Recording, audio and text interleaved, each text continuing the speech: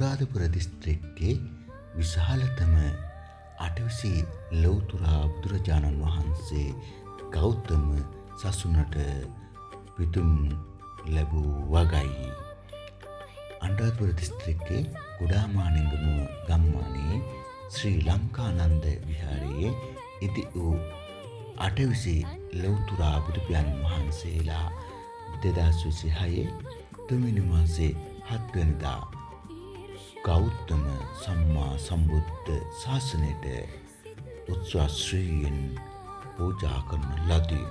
මෙදින කිරියාහාර පූජාව, මහා සංඝරත්නය උදෙසා සාංඝික දානය, ගැබිණි මාතාවන් සඳහා අවශ්‍ය බඩු ලබා දීම, වැඩිහිටි සමිතියේ වැඩිහිටි දෙමාපියන් සඳහා අවශ්‍ය නෙළඳුම් අවශ්‍ය ඇඳුම් ලබා දීම, රාත්‍රී විචිත්‍රවත් වූ බෝධි පූජා පැවැත්වීමේ ආදී විසිතුරු වූ මල් පූජා සමග ගෞතම සම්බුද්ධ ශාසනයට අටවිසි ලෞතර බුදුපියාණන් වහන්සේලා පූජා කරන්න යෙදුණු අතර හිමිතිරු උදෑසන කිරි ආහාර පූජාව ජලය මිශ්‍ර නොකර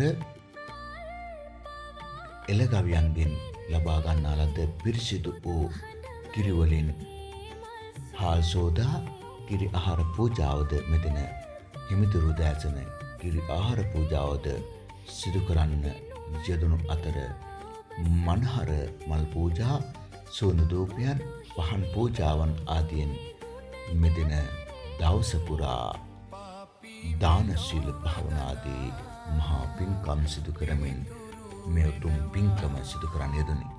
එබැවින් අනුරාධපුර දිස්ත්‍රික්කයේ විශාලතම අටවිසි ලෞතර බුදුපියාණන් වහන්සේලා දැක බලා වන්දනමාන කිරීමට ලෝවාසී සියලු දෙනාටම ආරාධනා.